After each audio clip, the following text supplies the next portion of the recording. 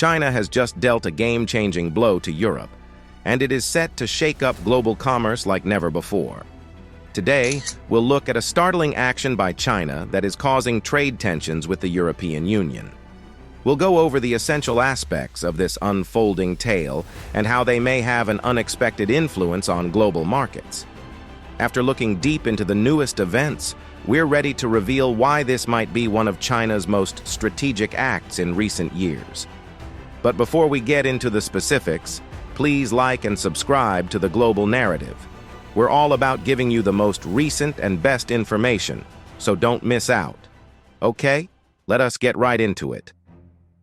China recently delivered a surprise when it announced an anti-subsidy inquiry into European dairy exports. Yes, you heard it correctly. This follows on the heels of the EU's decision to slap tariffs on Chinese electric automobiles. So let's break it down and figure out what's going on, why it matters, and what it can imply for everyone involved. Let's go back a little bit. Recently, the relationship between China and the EU has been a roller coaster. The EU recently agreed to impose significant tariffs on Chinese-made EVs, arguing that these cars were receiving unfair subsidies. We're talking about tariffs that may reach 48%. This is a significant development that might disrupt Chinese manufacturers' efforts to establish a presence in Europe.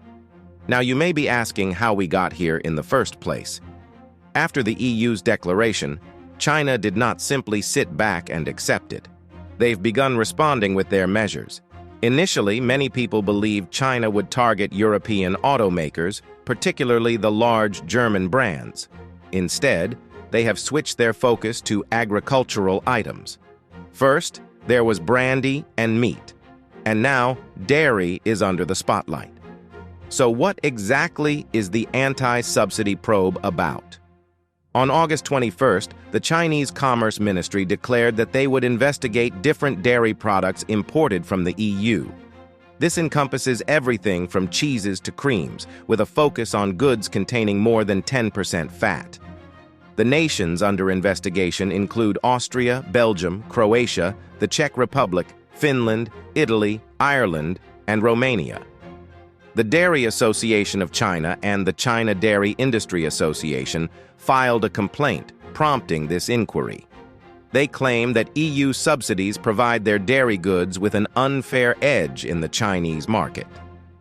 Here's the kicker. Last year, Ireland alone exported over $461 million worth of dairy to China. In all, the EU shipped dairy commodities worth around 1.7 billion euros to China in 2023. There's a lot of cheese at stake. Now let's discuss what this implies for the economy. The dairy industry is very significant to the EU, not just financially but also politically. The demonstrations earlier this year demonstrated that farmers have a significant influence on European politics. By focusing on agriculture, China is bringing farmers into the equation, making it more difficult for EU politicians to disregard the consequences of their tariff choices. And now is when things become very fascinating. By concentrating on agriculture, China may react without affecting important industries like technology and manufacturing. Remember when China went after Australian wines a few years ago? That was a smart move that had Australian winemakers scurrying. Now, with dairy, China is attempting to preserve its interests while sending a strong message to the EU. Speaking of strategy, this analysis contributes to a larger picture of how China is managing its economic terrain. The Chinese economy is strongly reliant on exports, so an escalation in trade disputes might have major consequences. By focusing on agricultural exports, China hopes to mitigate the impact of EU tariffs while protecting its important industries. On the other hand, the EU's decision to impose tariffs on Chinese EVs was solely based on the need to protect its automotive industry. The updated plan included a few small changes, but it still leaves many Chinese firms facing high tariffs. For example, BYD, China's leading EV manufacturer, is presently facing a 17% tax, while IC motor cars might face up to 36.3%. Tesla, which exports from China, was able to bargain down to a 9% duty after some back and forth. It's a tough game out there.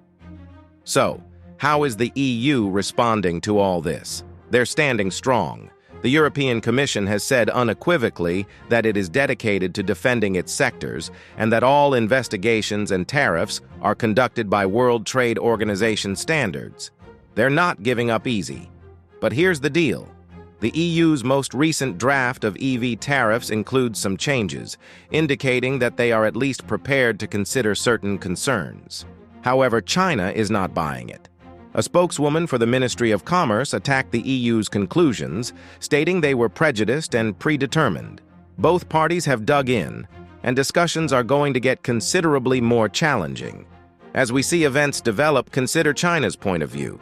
The Chinese government is upset with the EU's tariff choices, claiming that they do not adequately consider China's stance. They've produced a massive amount of paperwork to defend their activities, highlighting that these filings refute the EU's charges of unfair competition. China is also concerned about the wider repercussions of the EU's tariffs on the global automobile supply chain. They argue that such actions might eventually harm both areas. After all, the automobile sector is critical for both the EU and China, particularly as both countries shift toward electric cars. Now let's step back and consider the larger picture. The consequences of this anti-subsidy inquiry extend well beyond China and the EU. With both areas playing key roles in the global automobile sector, any escalation might disrupt supply chains and influence prices. For example, battery electric cars' market share in the EU fell from 14.5% in 2023 to 12% in the first 4 months of 2024. Increased tariffs on Chinese EVs may delay the supply of inexpensive electric cars in Europe, hampering the EU's transition efforts. This circumstance demonstrates the difficult balance between safeguarding local industry and promoting a competitive global market. If both parties are not cautious, they may wind up harming themselves in the long term. So, what's the lesson from all of this? China is interested in EU dairy goods. This is causing trade tensions to rise. As both sides work things out, China sends a strong statement while attempting to preserve its economy. The EU must exercise caution and avoid escalating the situation. Hopefully, they can talk it out and find some common ground for a more productive commercial relationship. What are your thoughts? Will China's recent action exacerbate trade tensions, or will it force the EU to reconsider its approach? Share your opinions in the comments. That's all for today. Stay tuned for more, and see you in the next one.